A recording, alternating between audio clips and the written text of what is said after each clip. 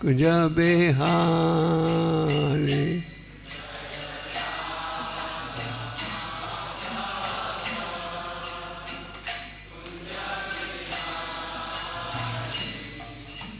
Gopi Jana Vallabha Givaradhari.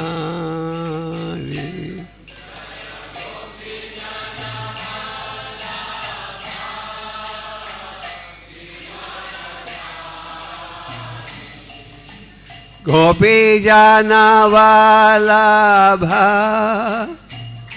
Givaradhari.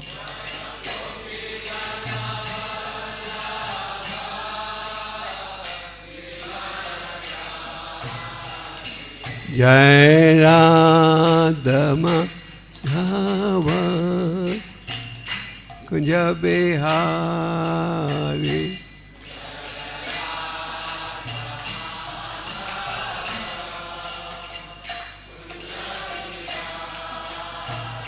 Yashodanandana Braja Jana Ranjana.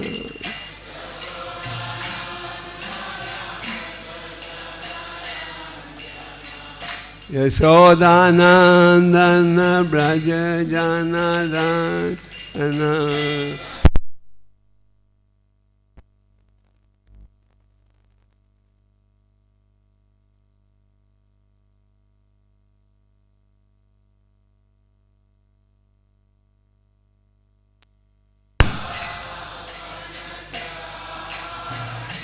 Yamna Tira Bhanachari.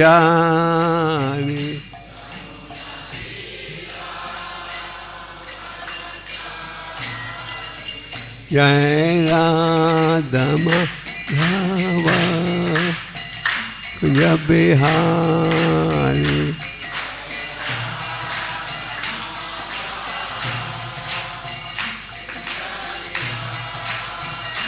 Jai Radha Madhava Kunja Bihari.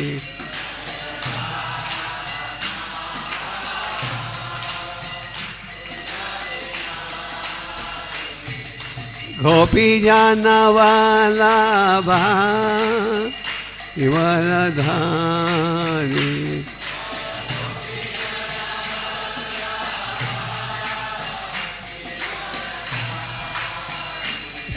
Yashodanandana Braja Jana Ranjana.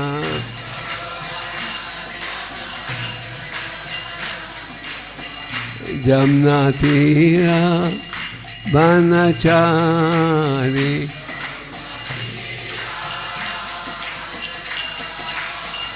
Jai Radha Madhava Kunja Bihari.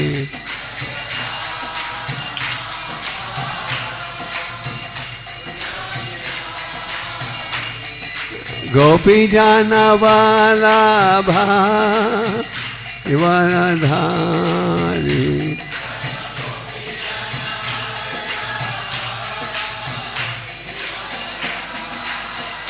Yashodanandana Braja Jana Ranjana.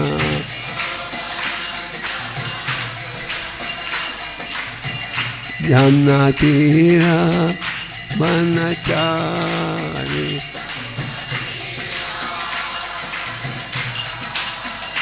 Jamna Tira Bhanachari.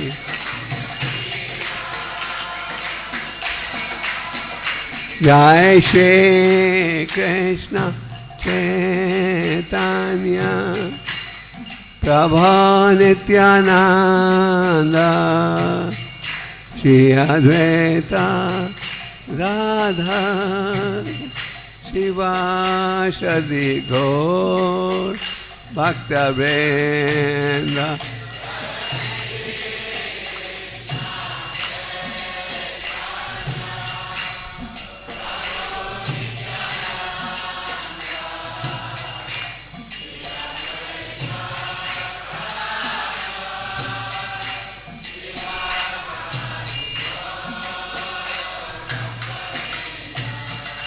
Hare Krishna,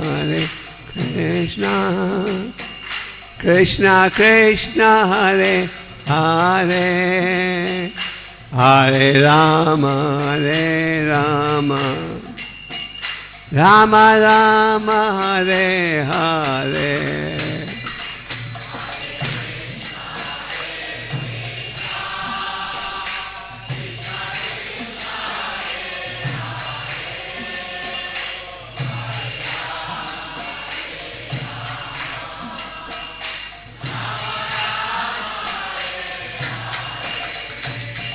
Hare Krishna, Krishna Krishna, Hare Hare, Hare Rama, Rama Rama, Hare Hare.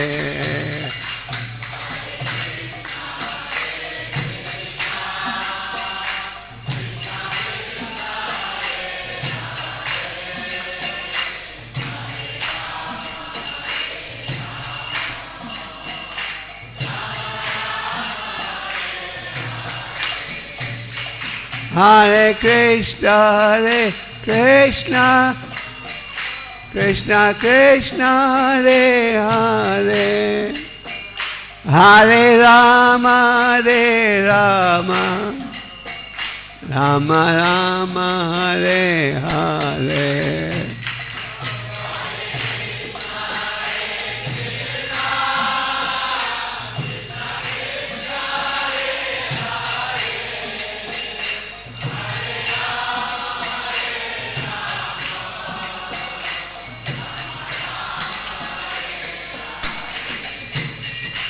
Hare Krishna, Krishna Krishna, Hare Hare, Hare Rama, Rama Rama, Hare Hare.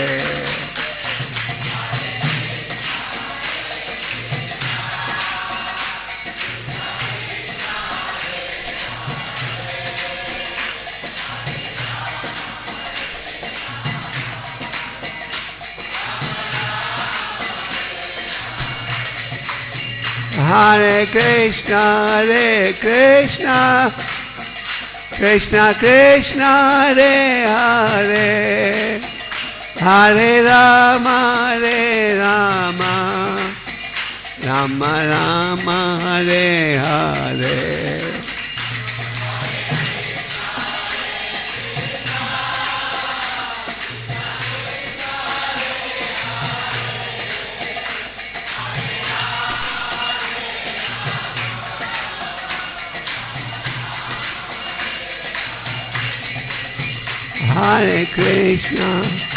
Hare Krishna, Krishna Krishna, Hare Hare, Hare Rama,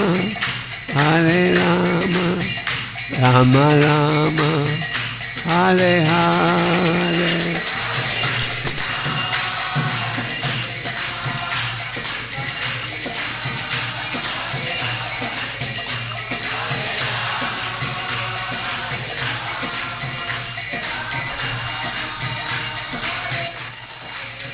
Jai Prabhupada, Prabhupada, Prabhupada, Prabhupada.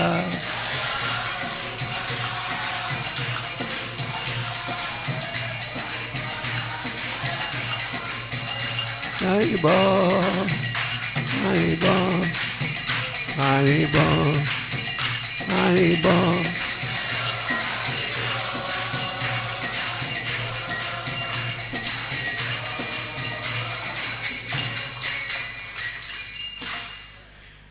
Jai Om Vishwapad Ramana Divine Geshwar Bhekta Bhaktinanda Swameshwar Prabhupada Maharaj ki, Shri Prahlad Nrsimhadev ki, Panchatattva ki, Radha Madhav ki. All glory to the Samudra. All glory to the Samudra. All glory to the Samudra. All glory to Sri Guru.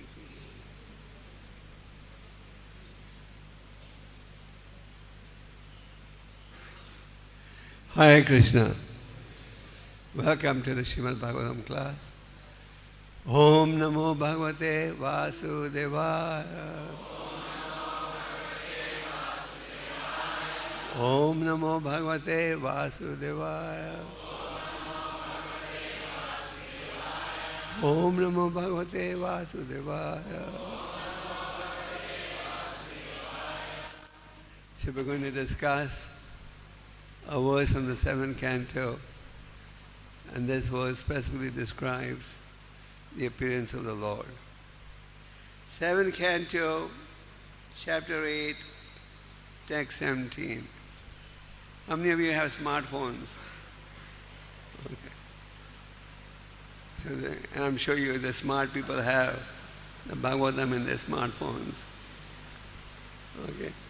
So 7, 8, 17. Satyam Vidatam Neja Britya Vashitam Vyapten Cha Bhutesh Vakileshu Chatmanaham Adarshyatatyaadbhuta Rupam Udvahan Stambe Sabhyam Na Megam Na Manusham. Since we have limited time, so we just recite this verse once and proceed. Satyam vidatam nijabritya vashitam vyaptin cha bhuteshu vakileshu chatmanaha adarshyatyadbhuta rupamudvahan stambe sabhayamna mrigamna manusham. Word meaning. Hare Krishna. The sound is a current that time. If you touch this mic, you get a current. Okay. Satyam, true. Vidatam, to prove. Nija Britya Vashitam, words of a servant. Vyapten, the pervasion. Cha, and Bhuteshu, among the living entities and elements. Akileshu, all. Cha, also. Atmanaha, of himself.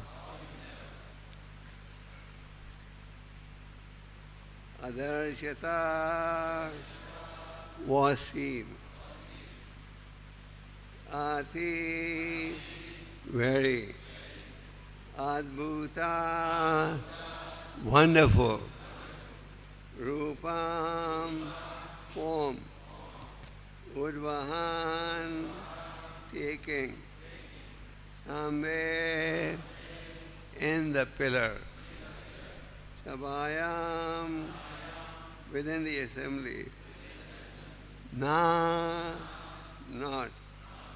Mregam, an animal. Na, not. Manusham, a human being. Translation.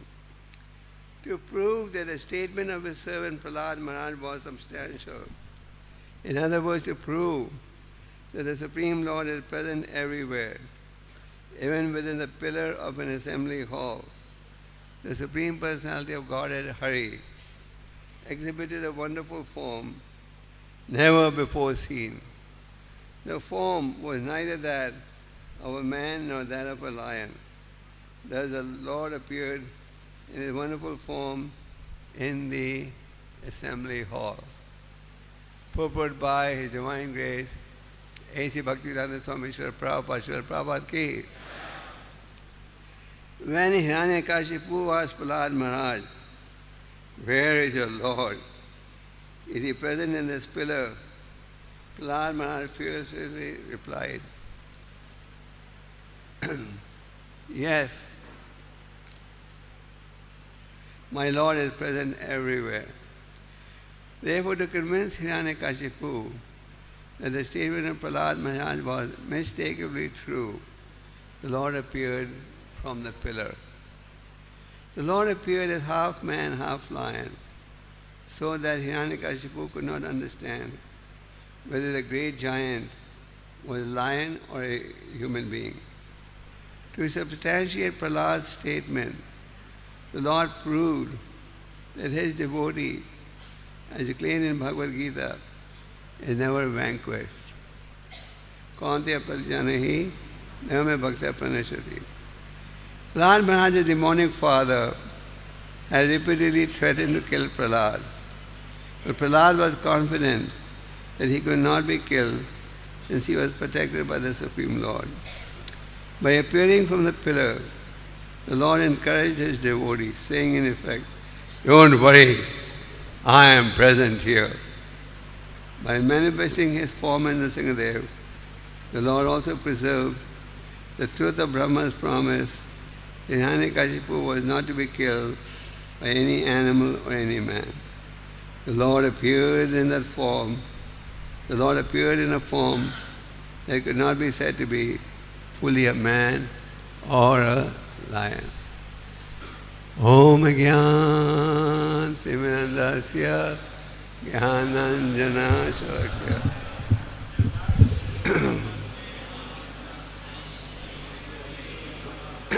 Shri Chaitanya Manovestam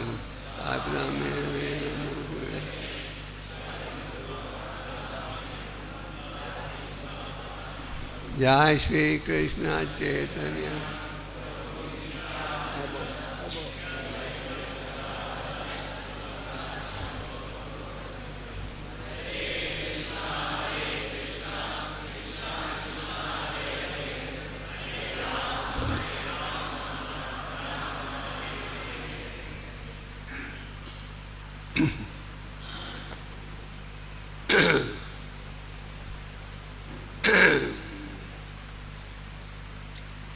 Satyam vidatham nija bhritya basitam vyaptenja bhuteshu kileshu chadmanaha udashyata tyad bhuta rupa mudvahan sambe sabayam namrigam namanusha. So, this verse, I'm scared to touch it. I got a shock once or twice. So this verse describes the appearance of the Lord in the form of Lord Narasimha. Krishna explains in the Bhagavad Gita, Janma karma chame devyam. My appearance is both, my appearance and disappearance is both completely transcendental. So why did the Lord have to take the form of Narasimha? This is very nicely explained. Lord Narasimha is the form of the Lord, and the story is very nicely described in the 3rd canto and again in the 7th canto. Prahlad Maharaj was a great devotee of the Lord, and the Lord appeared to protect his devotee Prahlad. The sons of Brahma, the Kumaras, had entered the Vaikuntha planets. And when they entered the Vaikuntha planets, they derived such great pleasure, and they were just eager to see the Lord. And they went through the first 6 gates without being stopped. And when they were entering the 7th gate, the doorkeepers of the Lord said, "Hey, naked children, you can't go in. Just like when you have classes and some children are making noise, you have them go outside.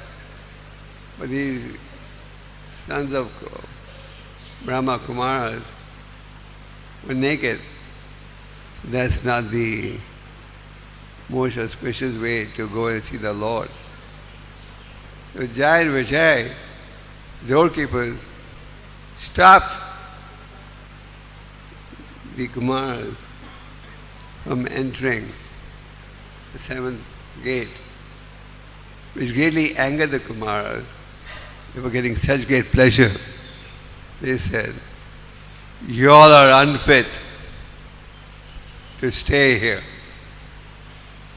And they proceeded to curse the doorkeepers, stating that they're totally unfit to stay here. Now, when they were being cursed, Jai Vijay had only one request. What was that? Curse us in any condition, but put us in a condition where we can remember the Lord constantly. For a devotee, the real punishment is when he forgets the Lord, or when he's put in a position where he can't remember the Lord. So the doorkeepers had a choice, either to be a favorable devotee, devotees for which they would have to take birth 7 times, or play the role of being enemy, in which they would constantly be absorbed in thinking of the Lord, and they would have to take 3 births. And what did Jai Vijay say?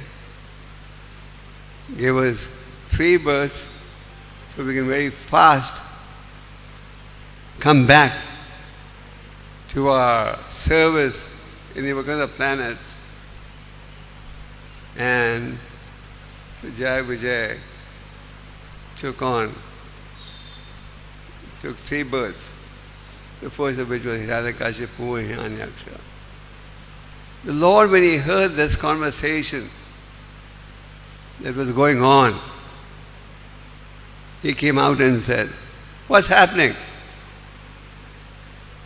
And the Kumaras, when they saw how closely, intimately, the Lord was talking to his doorkeepers,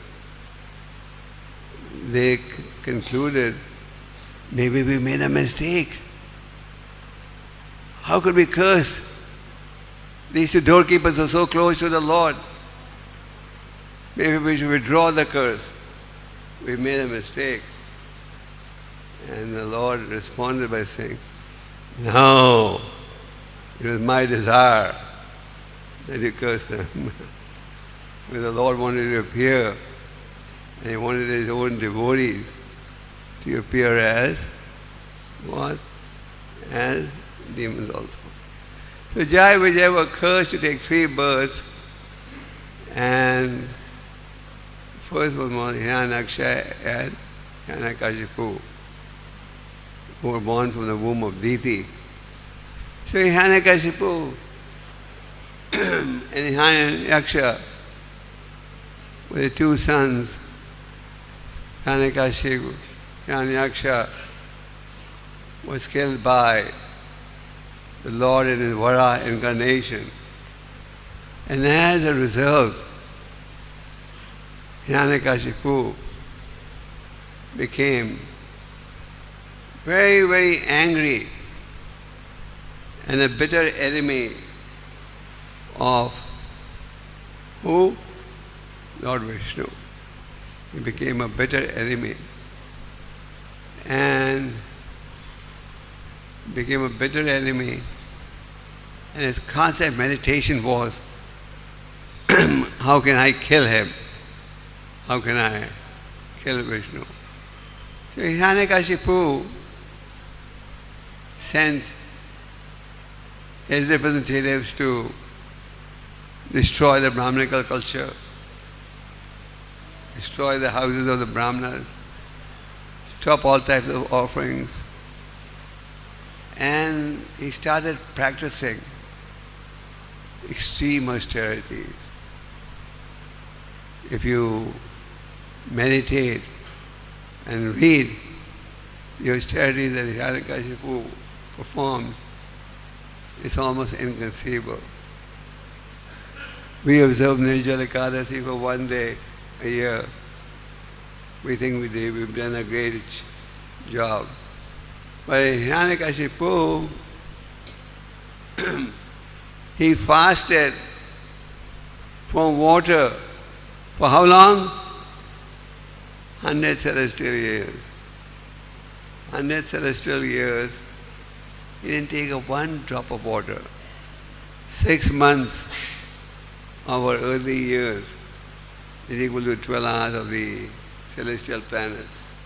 So for 100 celestial years, Hiranyakashipu did not take a drop of water. Not a drop.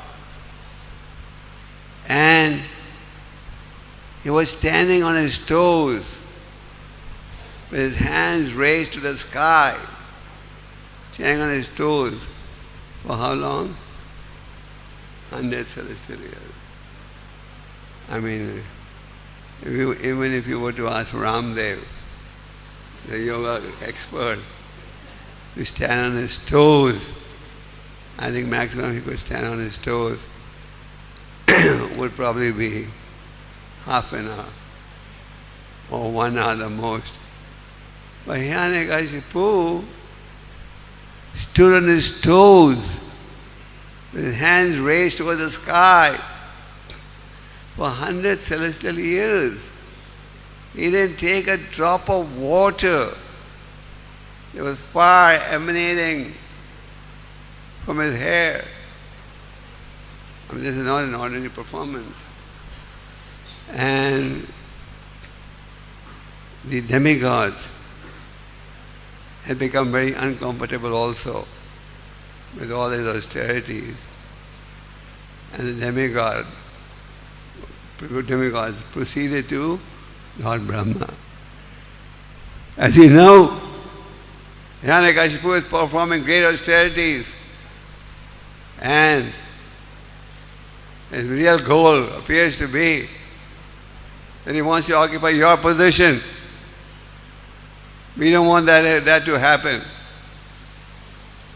So Brahma, at the request of the demigods, proceeded to search for the location where Hiranyakashipu was performing his austerities. And Hiranyakashipu, not only was he performing extreme austerities, his whole body was being eaten by ants. His whole body was completely eaten by ants. And it had virtually become like an anthill. You know, you see a hill sometimes, the ants going up and down, up and down. The ants were going up and down his body, and even Lord Brahma and the demigods who were standing right next to Hiranyakashipu could not recognize that Hiranyakashipu is right next to them. Then finally Brahma detected, this is Hiranyakashipu. His whole body is being eaten by ants. How is he able to tolerate all this? And then Brahma mercifully, from his kamandalu that he was carrying, sprinkled water. And when he sprinkled water on Hiranyakashipu's body, which at that time was nothing but bones, because his flesh was eaten by the ants, he restored his body to become a young, handsome body. The body was so strong, he could even tolerate a thunderbolt. So Brahma told Hiranyakashipu, so why are you performing these austerities? Why? Why do you have to perform all these austerities? So when Hiranyakashipu explained, Brahma said, well, I am not that. So Hiranyakashipu then extracted various promises, various assurances. Please give me the benediction that I will not die in day or night. I will not be killed by any being created by you, including animals, because he remembered that his brother was killed by the Lord, who appeared as Lord Vara. I will not be killed in the sky or land or water, neither in the day or night. See, God, every type of assurance that he could conceive of, and Brahma gave him all these benedictions. And Prabhupada was giving a lecture on this on the appearance of Lord Narasimha in Los Angeles. And Prabhupada said, quoting all the requests that Hiranyakashipu extracted from Lord Brahma, Prabhupada said jokingly, after killing Hiranyakashipu, the Lord told Brahma, don't give such benedictions in future. You made my job very difficult. So he obtained all these different promises. So Hiranyakashipu started terrorizing everyone. He got all these benedictions. And the demigods were very, very unhappy. He started terrorizing everyone. And the demigods, when they approached Brahma, Brahma said, don't worry, once he offends his devotee, Prahlad, he will be annihilated. So Hiranyakashipu continued to terrorize and everyone. While Hiranyakashipu was performing austerities in Mandara Hill, Prahlad was in his mother's womb. And Prahlad's and the demigods, they knew that Hiranyakashipu's wife is pregnant. And as they often say, like father, like son. It's not always true, but it's a general statement. So the demigods were concerned that the child in the womb of this lady would be another demon who will terrorize everyone. So we should kill the child as soon as he is born. That was their intention. So and then the demigods were dragging Prahlad's mother, and now the Muni appeared on the scene and said, why are you dragging this innocent lady? And the demigod said, don't you know who she is? She is Mrs. Hiranyakashipu. And the child in her womb is another demon.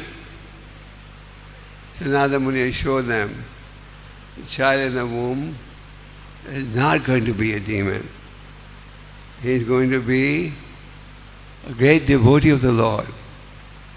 And nobody will be able to annihilate or touch this boy. So on Narada Muni's association, on Narada Muni's assurance, Prahlad's mother was released and provided shelter. Where? In Narada Muni's ashram. So Prahlad had a great fortune of receiving spiritual instruction when he was in the womb of his mother. So Prahlad had obtained spiritual knowledge when he was in the womb of his mother. But Prahlad had 3 brothers. There were 4 brothers in total. Prahlad was the most famous of all. Prahlad is remembered by the devotees for various reasons. The main reason is that he was an unalloyed devotee of the Lord. He was determined to serve the Lord. His constant meditation was the Lord. His constant meditation was Krishna consciousness. Prahlad was an unalloyed devotee. In material life, we have heroes, isn't it? Sports star, movie star, politicians. These are our Kali Yuga demigods. In Kali Yuga, we worship sports stars, pop stars, movie stars. And devotees worship Prahlad Maharaj, Dhruva Maharaj, etc. So Prahlad had obtained the spiritual knowledge when he was in the womb of his mother.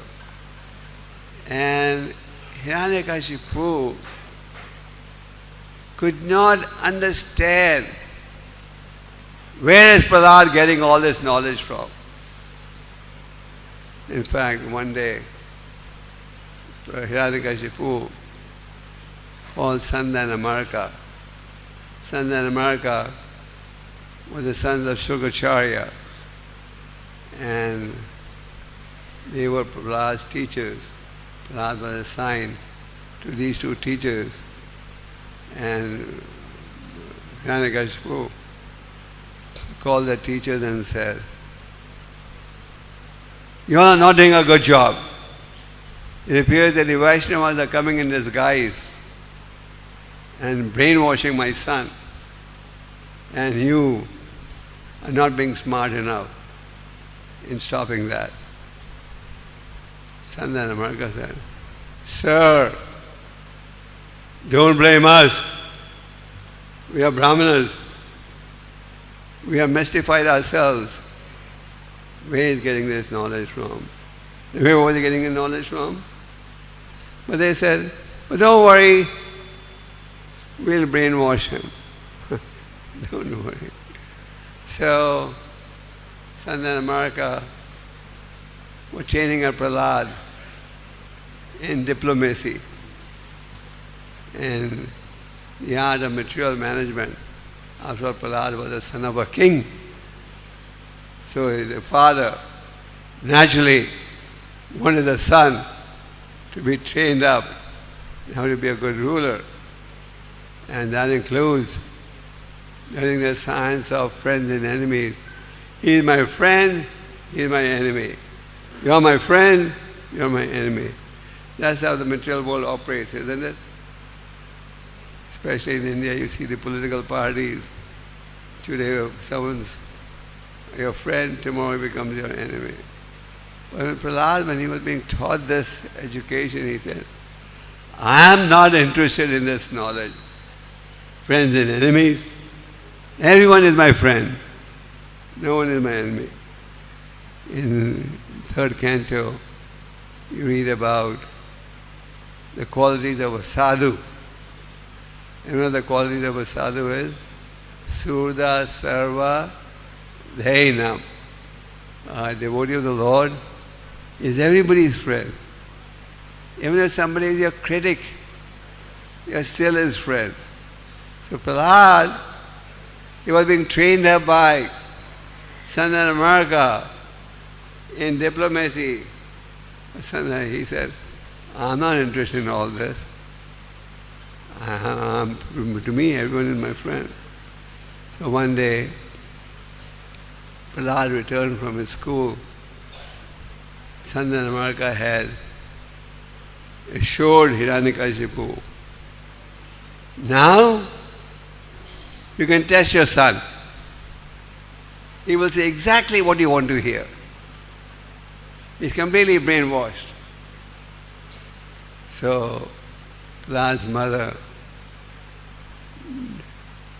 gave him a bath and dressed him up, brought him to the father.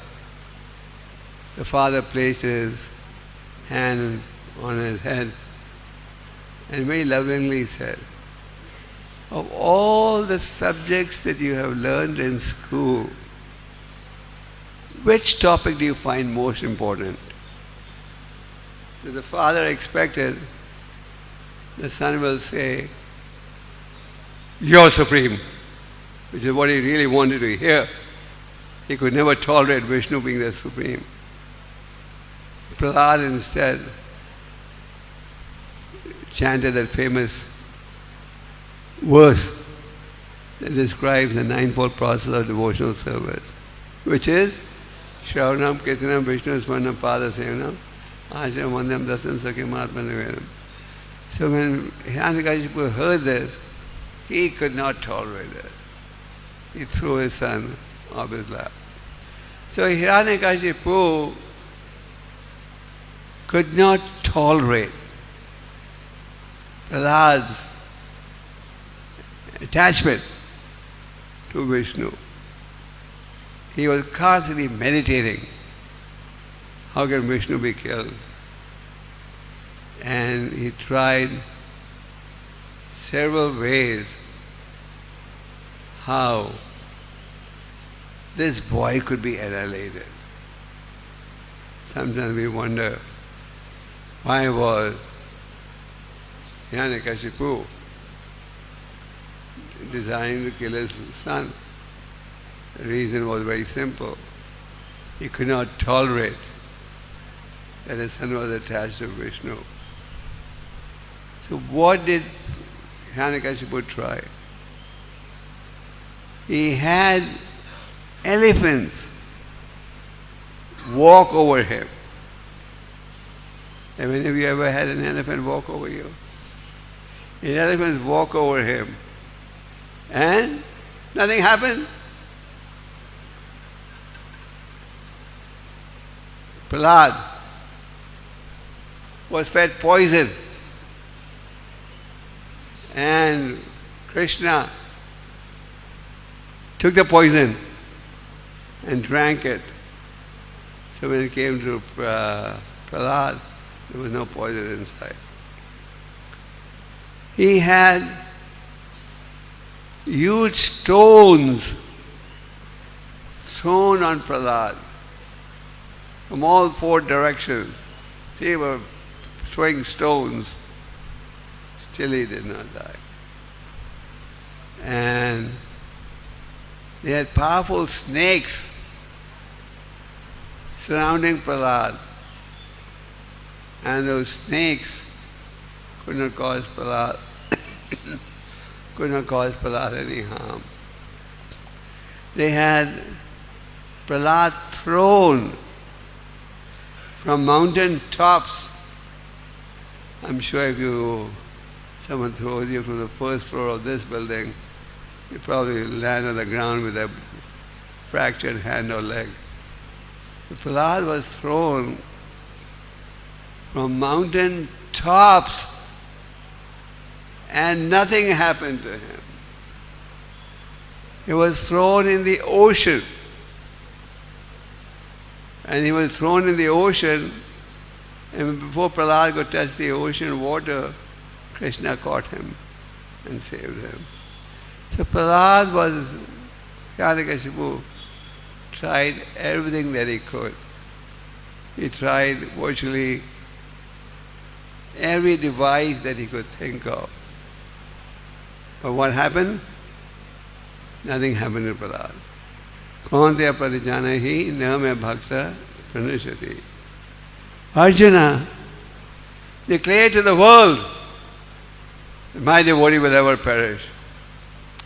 If Krishna wanted, he could have declared it himself. My devotee will never perish, okay? But Krishna thought, better his devotee says that. Let his devotee say, the devotee of the Lord is always protected.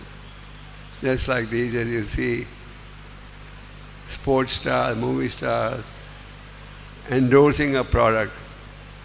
The manufacturer can easily say, "This is a nice product, buy it." But they instead will pay $1 million to a sports star, a movie star, to endorse it. So they probably got this idea from Krishna. But Krishna could have declared it himself, my devotee will never perish. But Krishna said, Arjuna, you declare to the world that my devotee will never perish. When Prahlad was in the womb of his mother, he got the transcendental philosophy. The philosophy of Krishna consciousness, Prahlad had learned when he was in the womb of his mother. And Kamar Achar Pragyo Dharmam Bhagavatam Viya. Prahlad Maharaj said, cultivate spiritual knowledge from a young age of 5 years old. Why? Someone may question, why do I have to cultivate spiritual knowledge from the age of 5? Why can't I do it later? And that is explained. The human life is Durlabha Manasam Janma. Human life is very, very rare. So cultivate this knowledge from a young age. So Prahlad would explain this knowledge to his teachers. Prahlad explained this philosophy. Na te vidu svarta gate Vishnu. People do not know how real happiness can be found. People think that we can find material happiness, that we can find happiness by material means.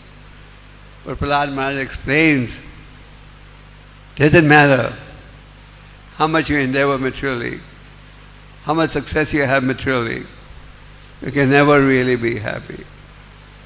Prahlad's father, Hiranyakashipu, he had all the facilities of sense enjoyment. He had all the opulences you could virtually dream of. But still he was unhappy. He was always unhappy. He was always frustrated. So we must understand, if we want spiritual happiness, if we want real happiness, we have only one path. Brahma Bhuta Prasanatma na sojati na kankshati. That is the transcendental path. So Prahlad would preach to his friends. Prahlad was a preacher. He did not hesitate about being attacked by his father. Whenever he would get a chance, he would preach. In his childhood, he didn't get attracted to toys or sports. His attraction was only pleasing the Lord. Now Hiranyakashipu tried his best to get his son detached from his attachment to the Lord. And Sandanamarka reported to Hiranyakashipu, we have some bad news for you, sir. And Hiranyakashipu said, bad news? What's that? In spite of our best efforts, your son is still too attached to Vishnu. We have failed to distract him. But not only that, all the classmates in the class, they have also become devotees. Not only so, now the population of suras is increasing. What should we do? we have failed in our mission. And then Hiranyakashipu, when he was presented with this information, the whole class has become devotees, and all of Prahlad's friends have also become devotees. Hiranyakashipu resolved, now I must what? Kill this child. So Prahlad, in frustration, Hiranyakashipu asked his son, where are you getting all your strength from? Shakti. Where are you getting this Shakti? You are constantly defying me. You defied all my orders. I've endeavored so hard to kill you, but you're still alive. Where are you getting your shelter from? Where are you getting your strength from? And Prahlad said, I'm getting my Shakti from the same place that you're getting your Shakti. Same place. Where is that somebody? You say that your God is all pervasive. Where does your God reside? And Prahlad said, my God resides everywhere. So Hiranyakashipu pulled his sword out and said, does he reside on the ceiling? Yes. Does he reside on that wall there? Yes. Does he reside in that pillar there? Yes. Does he reside in that pillar there? Yes. And what did Hiranyakashipu conclude? He said, now I've captured him. Now I know where he is. And when he swung his sword against the pillar, from inside that pillar came this form, came this inconceivable form of half man, half lion. It made such a heavy noise. It made such a heavy noise that all the demigods, they got worried. Looks like everything's going to crash. And Hiranyakashipu saw a form of the Lord that he had never seen. And the demigods saw the form of the Lord that they had never seen. And for a moment, in the beginning, when he saw this form of the Lord, Hiranyakashipu,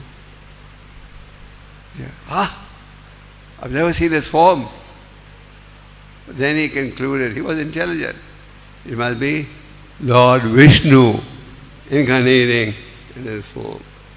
So in the verse we read, it described how the Lord appeared as Lord Narasimha.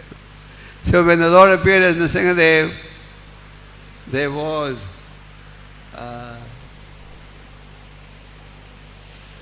when the Lord appeared as Narasimha, they had a fight,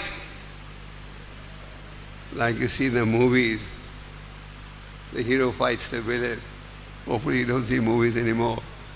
Anyway, so they had a fight. And many times Hiranyakashipu succeeded in getting out of the trap. And when he would come out, the demigods would say, it looks like the demigods. It looks like Hiranyakashipu may defeat the Lord. But then, in the end, who was victorious? Lord Narasimha. Lord Narasimha finally killed the demon. And everyone was so scared to go near the Lord. Everyone was scared. All the demigods, etc. Finally, Brahma told Prahlad, Prahlad, go and pacify the Lord. And Prahlad went and placed a garland on the neck of the Lord, and the Lord was pacified. So, the demigods offered their prayers to the Supreme Lord, and the Lord offered Prahlad any benediction that you may desire. Prahlad, you've gone through so many difficulties with me.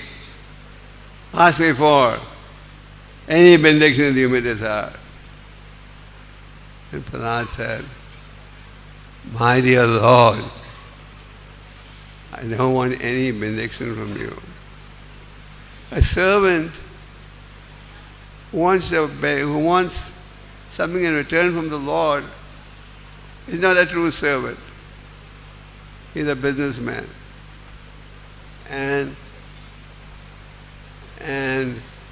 a master who trains his followers with the purpose of obtaining some benefit is not a true master. But if you want to give me a benediction, give me the benediction that I may be bereft of all material desires. He said, if you want to give me benediction, give me the benediction that I may be bereft of all material desires. I may be able to be bereft of all my lusty desires. And then Prahlad made a small request. Even though my father was a demon, even though my father was a demon, I have one request, that you may please bless him, take him back to Godhead. To which the Lord replied, Prahlad, you don't have to ask this. He is automatically liberated, and liberated up to 21 generations of his ancestors. So, today is the auspicious day. The Lord Narasimha appeared on the planet. Devotees pray to Lord Narasimha to be relieved of material impediments. Prabhupada, when he first started the movement in America, he didn't give us the Narasimha mantra. But then, as there were challenges to Prabhupada's health and the movement, then he introduced the Narasimha mantra. The devotees chant the Narasimha mantra in order to be relieved of all material impediments. So God is inconceivable. God can appear in any form He wants. And why does the Lord appear? To protect His devotees. Prabhupada said, Hiranyakashipu could have been annihilated through any agency, but the Lord appeared to protect His devotee, Prahlad. So Prahlad is one of our spiritual heroes. You see how Prahlad was determined to serve the Lord. You see how Prahlad underwent great challenges, and he was not scared, because he was protected by the Lord. And we can also see how Prahlad was constantly in the preaching mood. Prahlad Maharaj said, my dear Lord, when I see these materialists who are trying to convert a position of distress to a position of comfort, my heart feels very sorry. So we should cultivate the mood of Prahlad Maharaj, preach to as many people as we can, give this transcendental knowledge, because only this transcendental knowledge is capable of saving people from the cycle of both in that. Prahlad Maharaj ki, Narasimha Bhagavan ki, Gaur Prabhupada, Hare Krishna.